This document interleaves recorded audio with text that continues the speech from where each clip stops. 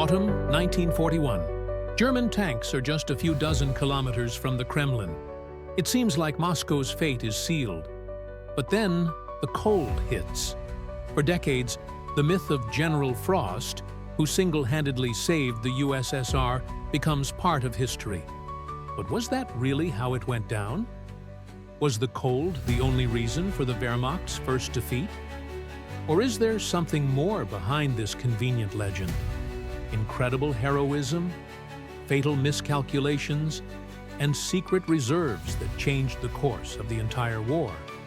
In this investigation, we will separate myth from fact and find out who or what really saved Moscow.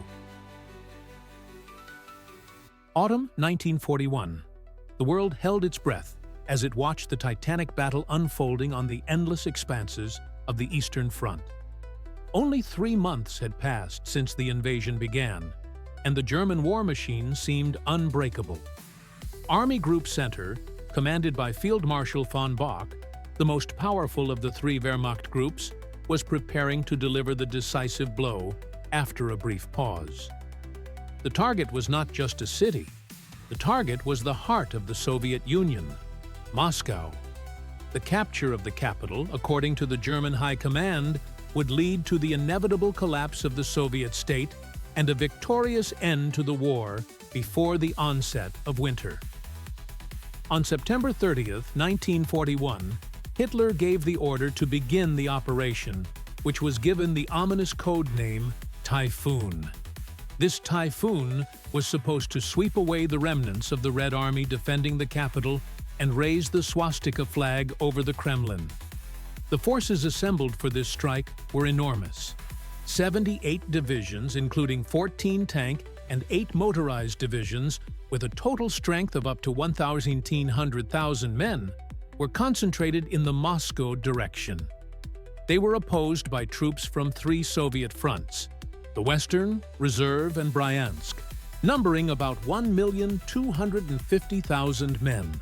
Despite the Germans' numerical superiority in manpower, their main advantage lay in their technology and experience. More than 1,500 tanks, 14,000 guns and mortars, and nearly 1,400 aircraft were ready to descend on Soviet positions. The Red Army had just under 1,000 tanks and about 700 aircraft, many of which were inferior to the Germans in terms of tactical and technical characteristics. The plan for Operation Typhoon was a model of German military thinking. Powerful tank wedges would break through the defenses from several directions, surround and destroy the main forces of the Soviet troops in the Viasma and Bryansk areas, and then, without encountering serious resistance, bypass Moscow from the north and south, closing the ring. The offensive began on September 30th, when General Guderian's 2nd Tank Group struck the troops of the Bryansk front. On October 2nd, the main forces of Army Group Center moved into action, attacking the positions of the Western and Reserve fronts. The first defensive stage of the Battle of Moscow began, the most tragic and bloody. German generals were full of optimism. In their diaries and reports, they wrote of a quick victory. It seemed that nothing could stop the steel roller of the Wehrmacht. The road to Moscow was open. They did not take one thing into account. The Soviet soldiers would put up desperate resistance, and the weather, which they had so contemptuously ignored in their plans, would soon make its cruel adjustments. But in those first days of October, no one thought about that yet. A deadly threat hung over the capital, and every day, every hour decided its fate. The Battle of Moscow, one of the largest and most decisive battles of World War II, had begun.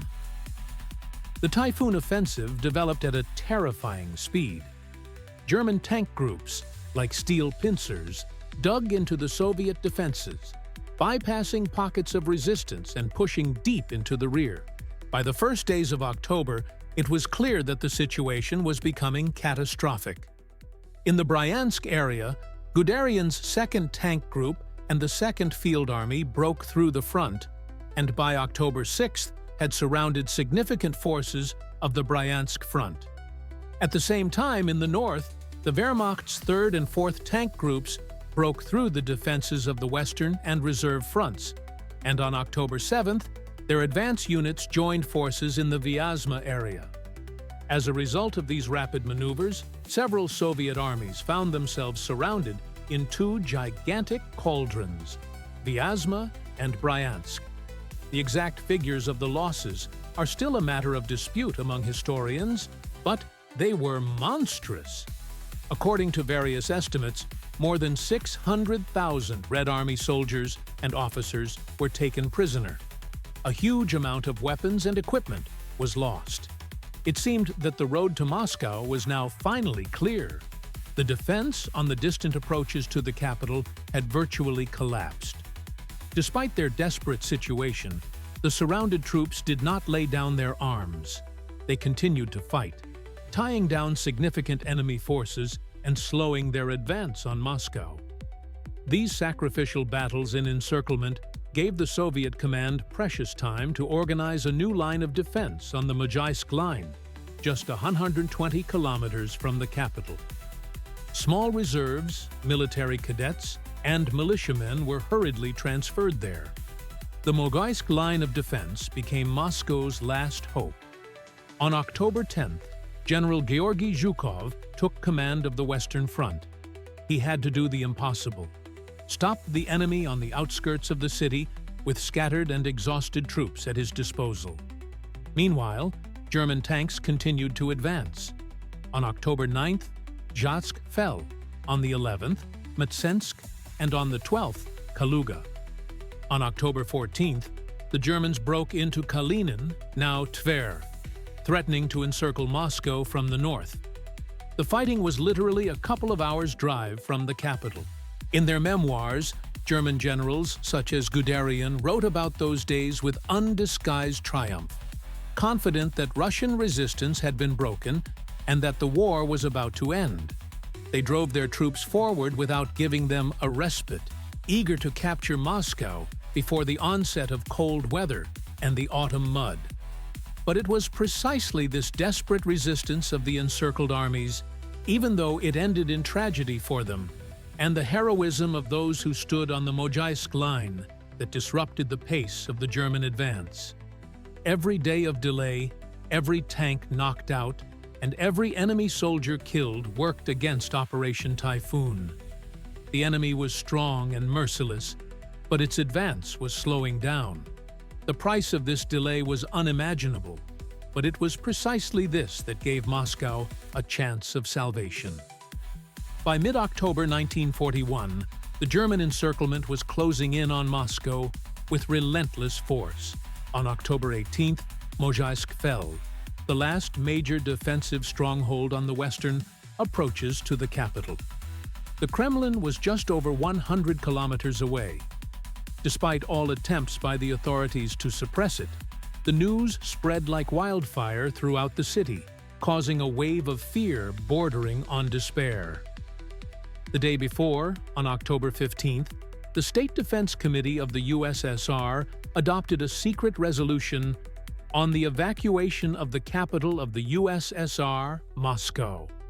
The document ordered the immediate evacuation to Kuibyshev, now Samara, Saratov, and other rear cities of the Presidium of the Supreme Soviet, the government headed by Vyacheslav Molotov, as well as the apparatus of the People's Commissariats and foreign embassies. The most important defense factories and cultural treasures, including Lenin's body from the mausoleum, were all to be urgently removed. A clause that was not to be made public, but became known to the party, leadership stated, "Comrade Stalin will be evacuated tomorrow or later, depending on the situation." This wording, which became the property of a small circle of people, served as the trigger for events that would go down in history as the Great Moscow Panic. The morning of October 16th began in chaos. Upon learning of the impending evacuation of the top leadership, many party officials, enterprise directors, and bureaucrats took this as a signal to flee.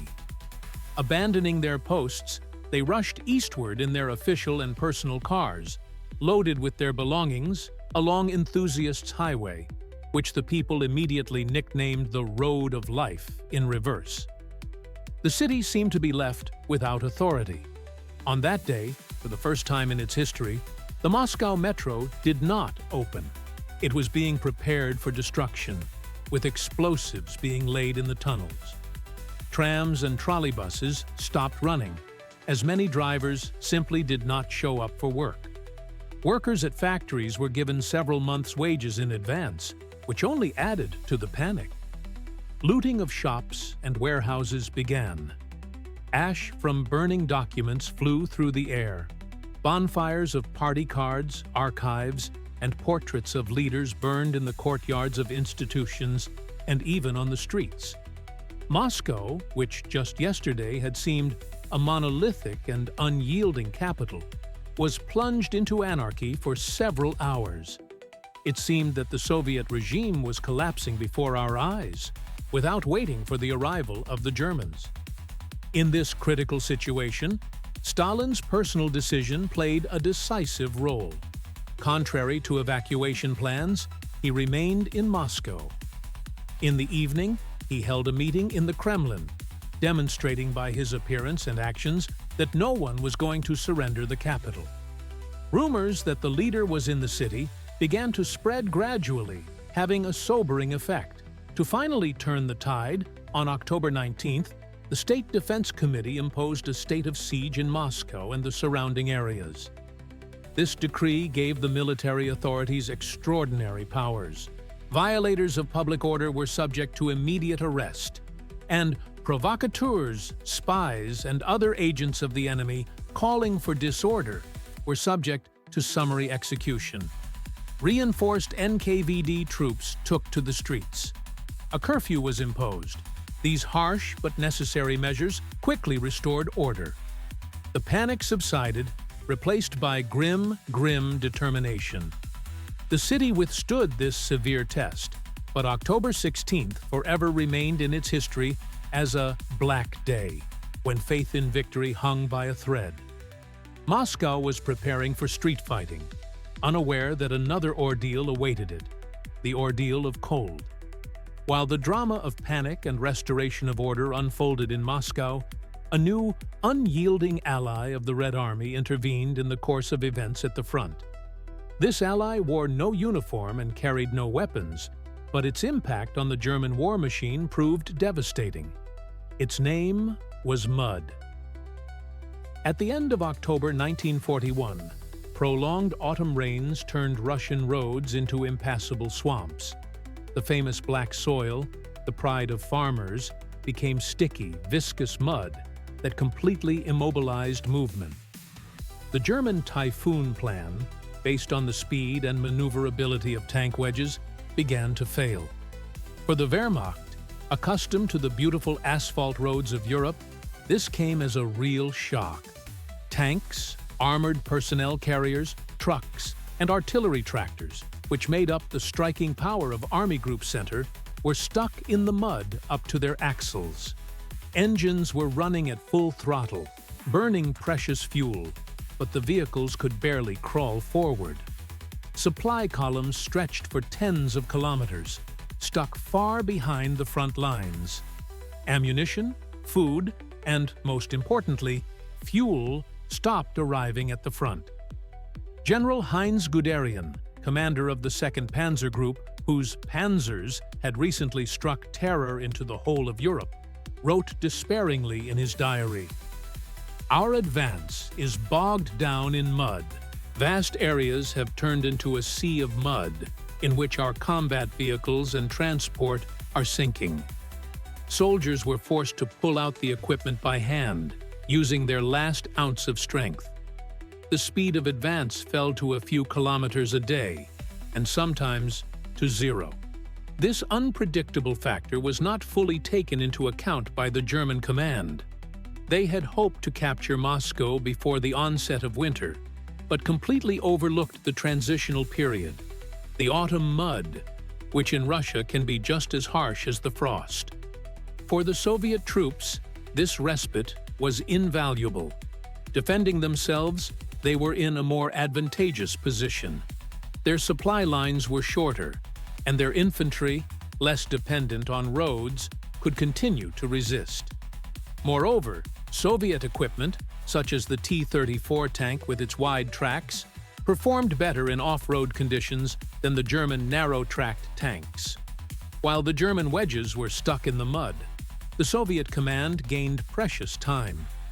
During these weeks, fresh reserves were brought up from the interior of the country. Depleted units were replenished, new defensive lines were created, and the approaches to the capital were strengthened. Engineers and militiamen worked day and night, building anti-tank ditches, pillboxes, and minefields. The muddy weather did not stop the war. The fighting continued, but it lost its momentum. The German offensive faltered. The myth of General Frost, who supposedly saved Moscow single-handedly, often overshadows the role of his equally effective field marshal, the autumn mud. It was the mud that gave the Red Army the saving pause it needed to prepare for the decisive winter stage of the battle. German generals looked anxiously at the sky, waiting for the first frost. They hoped that the frost would freeze the ground and allow their equipment to move forward again. They did not yet realize that this long-awaited frost would bring with it new, even more terrible problems. General Frost. This name, which sounds almost like the title of a mythical commander, has firmly entered world history as the main culprit for the defeat of all who dared to invade Russia with a sword. But was this general a real, decisive force? Or was he a convenient myth created to hide the bitter truth about miscalculations, hubris, and desperate resistance? To understand how this myth was born and took root in the context of the Battle of Moscow, we must go back to the year 1812. It was then, during Napoleon Bonaparte's disastrous campaign in Russia, that the image of the crushing Russian winter first captured the imagination of Europeans. The retreat of the Grand Army from burned-out Moscow became synonymous with horror. Soldiers dressed in light European uniforms froze to death by the thousands on the endless snowy plains. Horses fell from starvation and cold, and abandoned guns and carts marked the deadly path of retreat. The images of this disaster, captured by artists and described in the memoirs of survivors, created a powerful and enduring narrative. It was not the Russian army, but winter itself that crushed the invincible emperor. This historical precedent was well known in Germany. Every German schoolchild read about Napoleon's fate. However, in 1941, the leadership of the Third Reich was euphoric over the successes of the Blitzkrieg. They were absolutely convinced that their motorized, technologically advanced army was not Napoleon's army, and that the Soviet Union was not the Russian Empire. The Barbarossa Plan was based on the idea of a lightning war that would be over in a few months, well before the onset of severe cold weather. Early preparations for winter, sewing warm uniforms, developing special lubricants for equipment and weapons, were seen not only as an unnecessary waste of resources, but also as a sign of defeatism and doubt in the genius of the Führer and the power of the Wehrmacht. This overconfidence became the Achilles heel of the German plan. When, at the end of October, the offensive first got bogged down in the mud of the thaw, and then, in early November, the first frosts struck, not yet severe but already noticeable, the myth of General Frost began to revive. It became a convenient and simple explanation for German soldiers exhausted by fighting, cold, and terrible supplies. It was much easier to blame the insurmountable forces of nature than to admit that the enemy was much stronger than they had expected. This idea was readily picked up and repeatedly reinforced by Goebbels' propaganda machine. When it became clear that Moscow would not be taken before winter, and serious problems began at the front, the German people needed an explanation. It was impossible to admit the failure of the Blitzkrieg strategy, the mistakes of the command, or the strength of the Soviet resistance, that would have undermined faith in the Führer's infallibility and the invincibility of the army. And so General Frost took center stage. German newspapers and radio broadcasts began talking about the abnormally early and harsh Russian winter and the Siberian frosts that no human could withstand. The blame for halting the offensive was shifted from the military and political leadership to an impersonal, elemental force. This allowed them to save face and maintain morale within the country. After the war, this myth was given a second life in the memoirs of defeated German generals, Guderian, Manstein, von Bock, and others. In their books, they repeated the thesis that the Wehrmacht was practically at the gates of Moscow and was defeated not by the Red Army, but solely because of the weather. This was beneficial to all sides. It absolved them of personal responsibility for the failures, downplayed the merits of Soviet commanders and soldiers, and created the image of a pure Wehrmacht, a professional army that fought brilliantly but fell victim to circumstances beyond its control. Thus, step by step, the myth was constructed and reinforced. It was born out of historical memory, fed by Nazi propaganda to conceal failures, and finally cemented in the post-war memoirs of generals seeking to save their reputations. This myth proved incredibly resilient, obscuring for many years the complex and multifaceted picture of the battle for Moscow, where the weather was only one of many factors, and by no means the only or decisive one. The German command's hopes that the first frosts would be their salvation were initially justified. In early November 1941, the temperature dropped below zero. The mud that had been hampering the movement of entire armies froze, and the ground became passable for vehicles once again. On November 15th, after a 2-week pause, the Wehrmacht resumed its offensive on Moscow. This second stage of Operation Typhoon was the last desperate push toward the capital. However, the weather, which seemed to have changed from wrath to mercy, had new, even more insidious surprises in store. Was November 1941 abnormally cold, as German propaganda and memoirists claimed? Modern analysis of meteorological data from that period gives a clear answer: no. The weather in November was harsh, but quite typical for this time of year in central Russia. The average monthly temperature was only a few degrees below the climatic norm. The real extreme frosts would hit later, in December. The Wehrmacht's problem was not the abnormal weather, but its total unpreparedness for any winter conditions, even the most normal ones. German soldiers entered November in the same summer greatcoats they had started the war in back in June. The lack of warm underwear, gloves, hats, and boots led to widespread frostbite. Even at temperatures of -5 or -10 degrees Celsius, which is not out of the ordinary, prolonged exposure to the open air or in a cold trench became torture. The soldiers tried to keep warm as best they could. They wrapped themselves in women's scarves, straw, newspapers, and took warm clothes from the local population. But these were only pitiful half measures. The cold penetrated to the bone, reducing not only the physical ability to fight, but also morale. The equipment suffered no less than the people. German tanks and trucks, designed for European conditions, proved unsuited to the Russian winter. Standard lubricants in guns and engines thickened in the cold, rendering them useless. Braking systems failed. Batteries quickly discharged, and starting the engine in the morning became an impossible task. Soldiers had to spend hours building fires under the engines to warm up the frozen oil, burning precious fuel, and exposing their positions. Weapons also failed. The lubricant in the rifle and machine gun bolts froze, leading to constant delays in combat. At the same time, Soviet weapons, such as the Mosin rifle and the Spagan submachine gun, were originally designed for use in harsh climatic conditions and proved to be much more reliable. Thus, the frozen ground, which gave the Germans a tactical advantage to resume their advance, simultaneously turned into a strategic curse.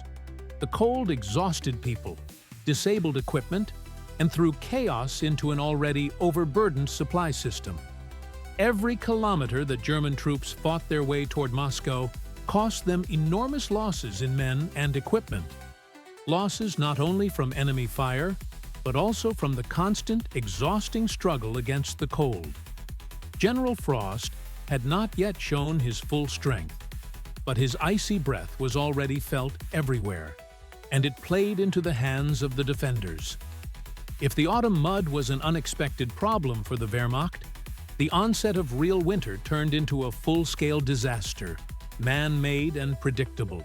The entire strategy of the Blitzkrieg, on which the Barbarossa Plan was based on one assumption: the war would be won before winter. The German High Command simply did not have a Plan B in case of a protracted campaign. Preparations for winter conditions were deliberately ignored so as not to cast doubt on the prospect of a quick victory.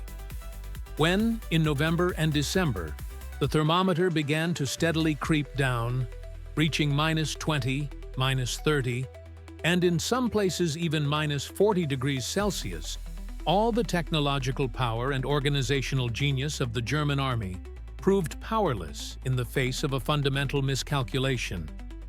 The most obvious and tragic manifestation of this unpreparedness was the uniforms. German soldiers continued to fight in their standard woolen greatcoats, peaked caps, and leather boots with metal horseshoes. This uniform, ideal for the European theater of war, became an instrument of torture in the Russian winter. The greatcoats did not keep the soldiers warm, and the thin soles of their boots froze instantly, turning their feet into blocks of ice. The frost penetrated everywhere, and the only salvation was short respites by the fires or in heated huts, which immediately became targets for Soviet artillery. An epidemic of frostbite began. In German medical units, the number of soldiers with frostbitten limbs often exceeded the number of those wounded in battle. Thousands of soldiers were permanently crippled, losing fingers, toes, noses, and ears. Morale plummeted. Soldiers who had recently felt like masters of the situation now felt abandoned and betrayed by their own command. The equipment, the pride of the Wehrmacht, suffered no less than the people. German engineers had not developed special winter grades of fuel and lubricants. Ordinary lubricants thickened to the consistency of asphalt in the cold, completely blocking the mechanisms. Rifle and machine gun bolts froze after a few shots. Artillery pieces refused to work because the fluid in the recoil mechanisms froze. Tanks turned into helpless steel coffins. Their engines, not designed for such low temperatures, were almost impossible to start without hours of warming up over an open fire, which wasted precious fuel and exposed their positions. Brake hoses became brittle and burst. Rubber tracks cracked and crumbled. Even German armor steel, alloyed for strength, became brittle in the severe cold and more vulnerable to Soviet shells. Logistics, already disrupted by the muddy roads, now collapsed completely. The railroad tracks were covered with ice, and the locomotives froze. Trucks that could not start or got stuck in deep snow formed traffic jams stretching for miles. Not only ammunition and food, but also basic items necessary for survival practically stopped reaching the front lines. The failure was total. It was not just a shortage of warm clothing. It was a systemic collapse of planning, born of arrogance and a belief in their own infallibility. General Frost hit the Wehrmacht so hard not because he was abnormally cruel, but because the German army went into battle completely unarmed, in summer uniforms and with equipment unsuited for winter. And this factor, unlike the mythical abnormality of the weather, was entirely and completely on the conscience of the German military and political leadership. Against the backdrop of the Wehrmacht's catastrophic unpreparedness for winter, it may seem that the Red Army was at home in the cold, and that Soviet soldiers did not feel the cold. This, of course, is not the case. Winter was a harsh test for both sides. Red Army soldiers also froze in the trenches, suffered from frostbite, and struggled with freezing equipment. However, the key difference lay in the degree of preparedness and in the very attitude toward winter as a factor in warfare. For the Soviet command and industry, the winter campaign was not a surprise. It was an integral part of reality. Therefore, the Red Army entered the winter period with a significant, though not absolute, advantage. First of all, this concerned individual equipment. While the Germans huddled in their summer greatcoats, Soviet soldiers received standard winter uniforms, a quilted cotton jacket, telegreka, and trousers, a sheepskin coat, tulip, a hat with flaps, ushanka, fur mittens, and, of course, Valenki boots. This simple but extremely effective clothing allowed soldiers to stay warm even in severe frosts. Unlike leather boots, felt boots did not have hard soles and did not restrict blood circulation, which significantly reduced the risk of frostbite on the feet. White camouflage robes, which were supplied to the troops in large quantities, made Soviet infantrymen virtually invisible against the snow, giving them a huge tactical advantage over the Germans, whose dark gray uniforms were ideal targets. Soviet equipment and weapons were also better suited to the cold. The wide tracks of the T-34 tank gave it better mobility in deep snow. Soviet gunsmiths used special lubricants that did not freeze in the cold. Unpretentious and reliable weapons, such as the Mosin rifle and the Spagan submachine gun, continued to function properly in conditions where German automatic rifles and machine guns failed. But perhaps the decisive factor, often cited as one of the main secrets of victory near Moscow, was the transfer of fresh, fully manned and well-equipped divisions from Siberia and the Far East. These were regular units consisting of seasoned soldiers accustomed to the harsh climate. They were not only warmly dressed, but also trained to fight in winter, including on skis. While Hitler kept his reserves in Europe, Stalin, having received a report from intelligence agent Richard Sorge that Japan would not attack the USSR, took a huge risk and withdrew dozens of divisions from the country's eastern borders. Their appearance on the outskirts of Moscow in late November and early December came as a real shock to the exhausted, freezing Germans. The enemy they thought was almost defeated suddenly threw fresh, strong troops into battle, who felt right at home in the snowy forests. This doesn't mean that the Red Army didn't suffer from the cold. They did, and a lot. Supplies were also spotty. But in relative terms, the situation of the Soviet soldier was incomparably better. For him, the frost was harsh but familiar, and he was prepared for it. For the German soldier, the frost became another invisible but all-pervading enemy, one he was neither physically nor mentally prepared to fight. In this icy duel, the advantage was on the side of those who were better equipped, better trained, and, importantly, fighting on their own soil, where nature itself, harsh though it was more of an ally than an enemy. On the morning of November 7, 1941, Moscow woke up under a leaden, low sky. Heavy snow was falling, and visibility was almost zero. By all the laws of military logic, on that day, the city should have been frozen in fear. The enemy stood at the very walls, a few dozen kilometers from the center. The front line was so close that cannon fire could be heard on the outskirts. But on that day, the Soviet leadership made a decision that seemed insane, but ultimately became one of the most powerful psychological blows to the enemy and a symbol of indomitable spirit. It was decided to hold a traditional military parade on Red Square in honor of the 24th anniversary of the October Revolution. Preparations for the parade were carried out in strict secrecy. The commanders of the units that were to take part in the march only found out about it late in the evening of November 6th. Soldiers and officers were informed of their task just a few hours before the start, at 5 in the morning. Even the stars on the Kremlin towers were uncovered and lit only at the last moment. The risk was enormous. German aircraft could strike the square at any moment, turning the solemn event into a bloody massacre. However, Soviet intelligence and meteorologists made their forecast. The weather would be unfavorable for flying. And they were right. The low clouds and snowfall, which had been such a hindrance to life and warfare, became a reliable shield covering Moscow from the air on that day. Not a single German plane was able to break through to the city.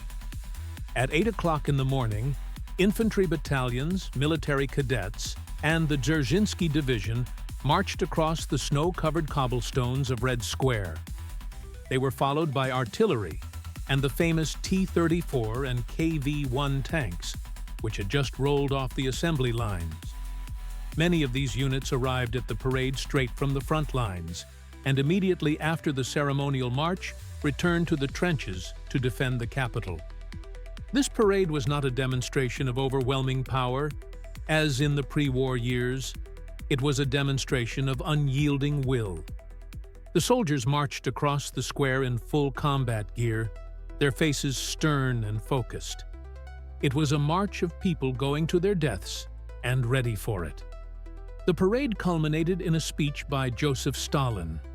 He stood on the podium of the mausoleum, from which he usually reviewed parades of world proletarian leaders, and addressed not the festive crowd, but the army and the people engaged in a deadly struggle.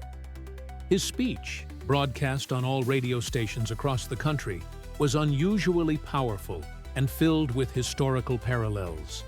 He spoke not of communism, but of defending the fatherland, recalling the names of great Russian commanders, Alexander Nevsky, Dmitry Donskoy, Kuzma Minin, Dmitry Pojarsky, Alexander Suvorov, and Mikhail Kutuzov.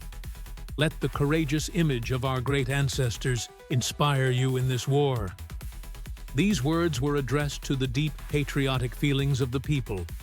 The effect of the parade was enormous. For the residents of Moscow and the entire country, it was irrefutable proof. Stalin was in the city. The leadership had not fled, and the capital would not be surrendered. The fighting spirit of the troops who received this news in the trenches grew incredibly. For the whole world, it was a signal that the Soviet Union was not broken and would fight to the end. For the German soldiers and generals who were already preparing for their own parade in the same square, the news of the Soviet parade came as a real shock. The enemy they considered defeated was demonstrating bold confidence in its strength right under their noses. The parade on November 7th was a turning point in the battle for Moscow, but not on the map of military operations, but in the minds and hearts of the people. It showed that this war would be won not only by tanks and planes, but also by the strength of spirit that the Wehrmacht had not taken into account in its plans. The November battles exhausted both sides, but the German command did not give up hope of taking Moscow before the end of the year. In early December, having gathered its last reserves and regrouped its forces, the Wehrmacht launched its final, most desperate assault. It was a last-ditch effort by an army in agony, throwing everything it had left into the fray. North of Moscow, German tanks broke through the defenses and reached the Moscow-Volga Canal near Yakroma, occupying the village of Krasnaya Polyana. From there, it was less than 30 kilometers to the Kremlin in a straight line. This was the closest point reached by German troops during the entire battle. Later, a legend arose that German officers could see the golden domes of the Kremlin cathedrals through powerful binoculars. Historians still argue about the veracity of this fact, but its very possibility shows how close the enemy came to the heart of the country. In the south, Guderian's tank army, bypassing Tula, tried to break through to Kashira and Kolomna to close the encirclement from the south. the fighting reached a fever pitch. Soviet troops fought for every house, for every inch of land. All means were used: bottles with incendiary mixtures, anti-tank rifles, grenades. But the main factor that finally stopped the German advance was the frost. In early December, a wave of real Arctic cold swept across central Russia. The temperature dropped sharply to -30, and then to -40 degrees Celsius. For the German army, already exhausted and poorly equipped, this was a death sentence. All the problems that had emerged in November were now exacerbated many times over. The equipment finally broke down. Soldiers, unable to keep warm, froze to death in their positions. The number of frostbite cases exceeded all conceivable limits. The combat effectiveness of German units fell to almost zero. They could no longer advance. Their only task was to survive. The German blitzkrieg, designed for a summer campaign, finally froze in the December snows outside Moscow. Exhaustion reached its limit.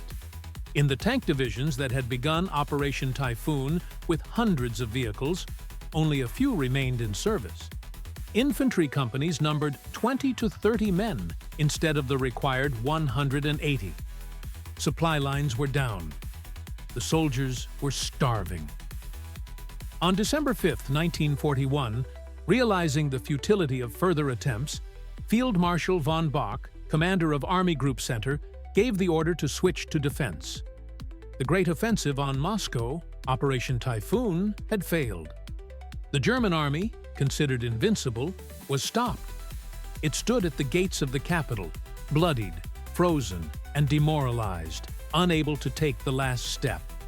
It did not yet know that there would be no respite. The Soviet command, having waited for this moment of extreme exhaustion of the enemy, was already preparing its counterattack. The moment for the counteroffensive was chosen with surgical precision. The enemy was at the peak of its physical and moral decline, unable not only to attack but also to defend itself effectively. The icy silence that hung over the snow-covered fields of the Moscow region was deceptive. It was the calm before the storm. The night of December 5, 1941, was particularly cold and quiet.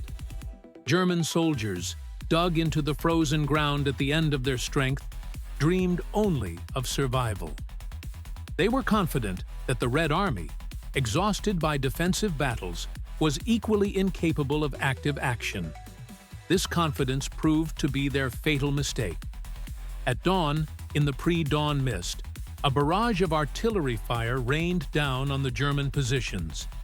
Then, from the snow-covered forests and ravines, fresh Soviet divisions, dressed in white camouflage robes and blending in with the terrain, launched their attack. The Red Army's counteroffensive near Moscow began, an event that turned the tide not only of this battle, but of the entire Second World War. For the German troops, it came as a complete surprise. The blow was struck not on one, but on several sections of the huge front, from Kalinin in the north to Yelets in the south. The Soviet command, led by General Zhukov, brilliantly used its accumulated reserves. The very Siberian and Far Eastern divisions that Stalin had riskily transferred to the west went into battle. These soldiers, accustomed to the cold, well-equipped and trained to fight in winter, became a battering ram that broke through the fragile German defenses. They attacked on skis, swiftly bypassing pockets of resistance in deep snow, where German equipment was completely helpless. They were supported by T-34 tanks, which moved confidently across the rough terrain, and massive airstrikes, which now dominated the skies, as German airfields were paralyzed by the cold. The effect was stunning. Frozen and demoralized, the German units, whose equipment would not start and whose weapons were failing, were unable to offer any organized resistance. The defense began to crumble. What had been the front line yesterday became the front line, and then the rear. A panicked, disorderly retreat began. which very soon resembled a rout.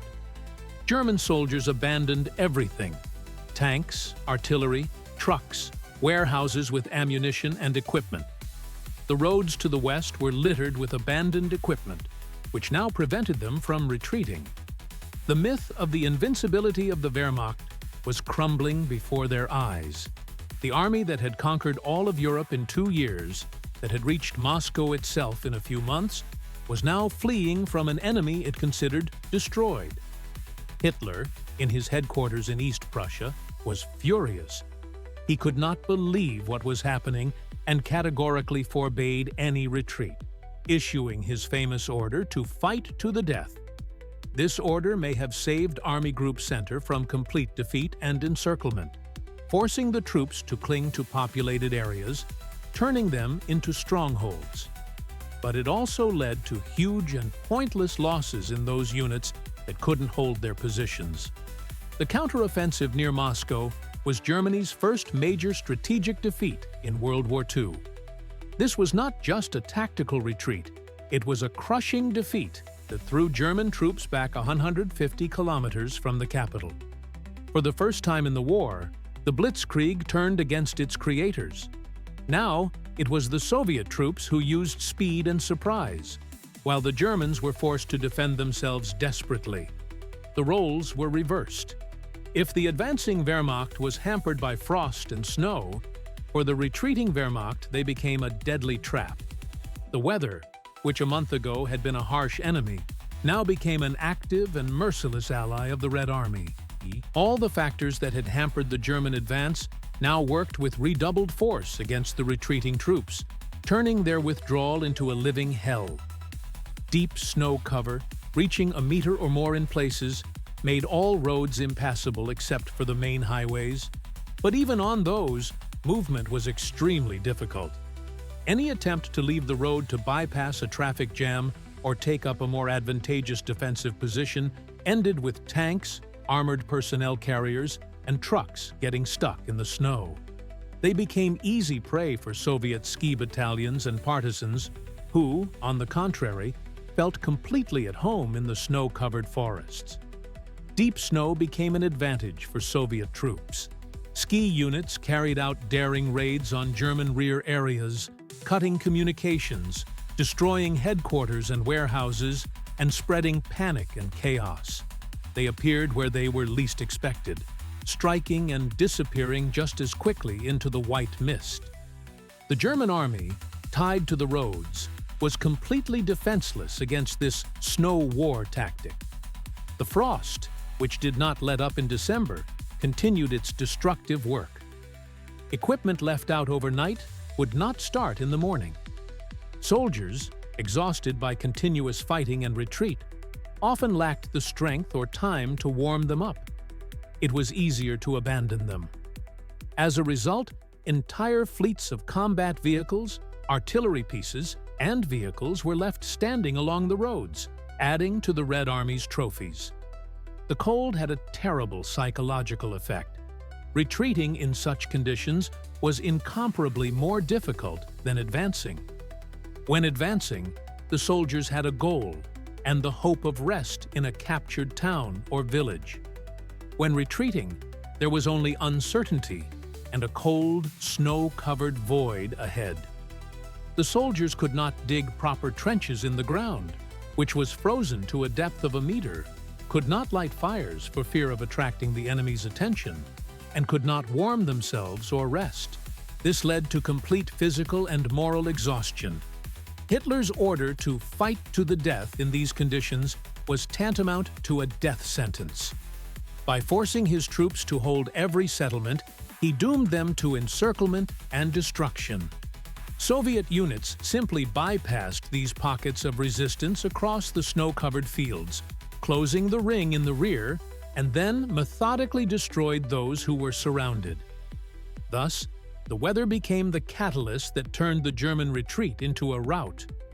It was not the primary cause of their defeat. The primary causes were strategic miscalculations, exhaustion, and the power of the Soviet counterattack. But it was winter, with its deep snow and bitter cold. that created the ideal conditions for the success of this counterattack. It deprived the Germans of their main trump card, mobility, and at the same time gave this trump card to the Red Army. General Frost, whom the Germans so despised in the summer, now took them in his icy embrace and did not let go until the very end. So, was the victory near Moscow a miracle bestowed upon the Soviet Union by an abnormal winter?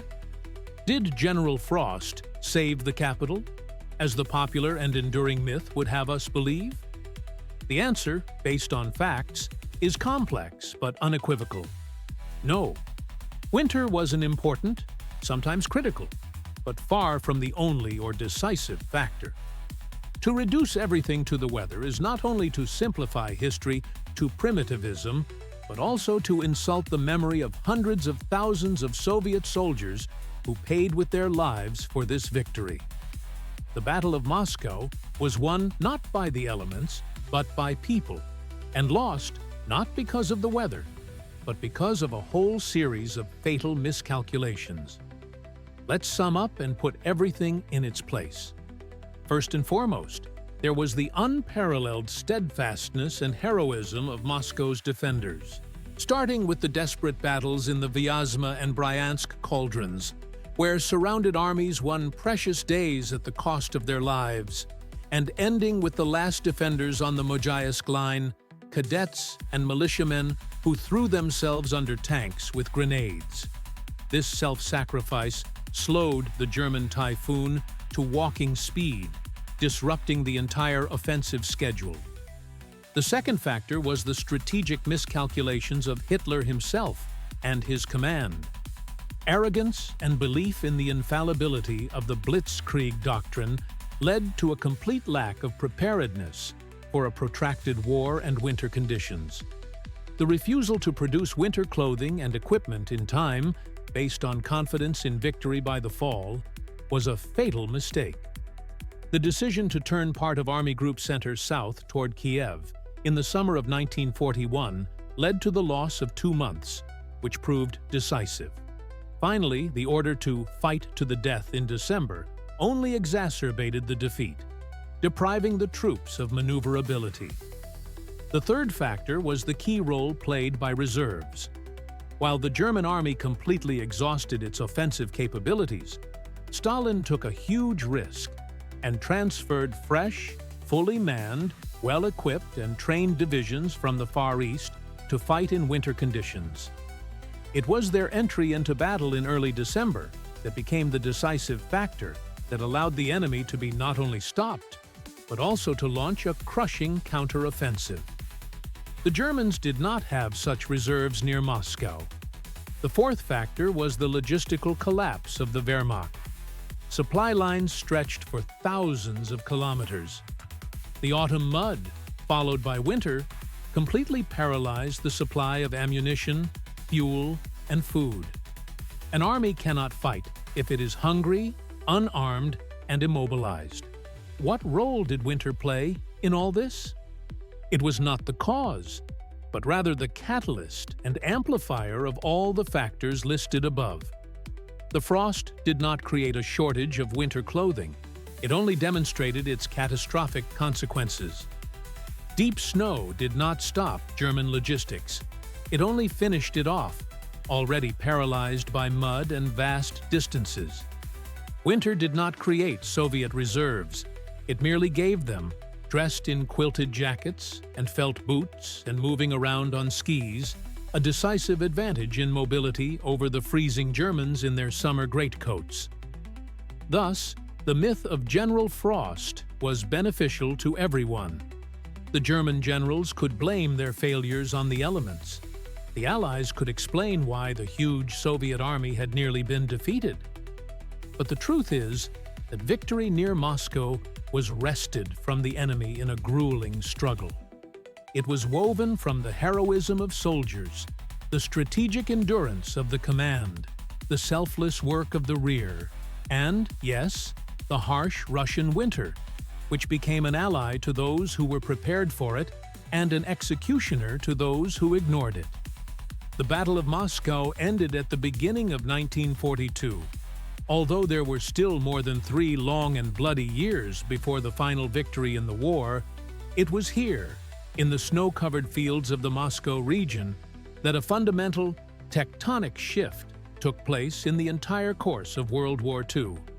The significance of this event goes far beyond a simple military success. First and foremost, it was the first major strategic defeat of Nazi Germany. Until that moment, the Wehrmacht had seemed invincible. It had rolled like a steamroller through Poland, France, Belgium, Holland, Norway, Yugoslavia, and Greece. The myth of the invincibility of the German military machine and the genius of its generals and soldiers mesmerized and paralyzed the will to resist throughout Europe. Near Moscow, this myth was dispelled. The world saw that the Wehrmacht could not only be stopped, but also defeated and put to flight.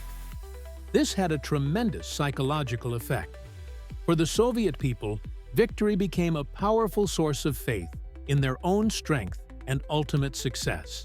After a series of terrible defeats and retreats in the summer and fall of 1941, the country finally saw that the enemy could be defeated. This breathed new life into the army and the workers in the rear.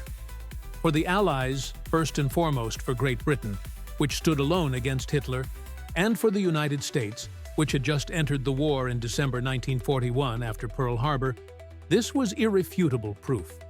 It proved that the Soviet Union would not collapse, that the Eastern Front would hold and draw the main German forces away, giving them time to deploy their own forces. The victory near Moscow finally buried the German blitzkrieg strategy. It became clear that the war in the East was turning into a protracted war of attrition, for which Germany was neither economically nor morally prepared. Hitler had to put the entire economy of the country on a war footing, something he did not want to do, hoping for a quick victory. This war of attrition, in which the economic and human potential of the anti-Hitler coalition far exceeded that of the Axis countries, ultimately determined the outcome of the entire Second World War. The defeat near Moscow dealt a severe blow to the morale of the German army and nation. For the first time, they were confronted not with victory reports, but with the bitter truth about thousands of dead, frozen, and missing soldiers. Funeral notices flooded German families. Belief in a quick and easy victory gave way to anxiety, and the realization that the war would be long and terrible. In military terms, the victory allowed the enemy to be pushed back from the capital, eliminating the immediate threat of its capture. This made it possible for evacuated factories to resume production in the rear, and for the command to prepare for new, no less difficult battles that were still ahead, such as Stalingrad and the Kursk Bulge. The Battle of Moscow did not win the war, but it made it impossible to lose it in 1941. It became the rock against which the wave of the German offensive broke. It was a turning point, after which, despite all the future difficulties and defeats, the strategic initiative began to slowly but surely pass into the hands of the anti-Hitler coalition. Here, in the icy hell of the Moscow region, the foundation was laid for the great victory.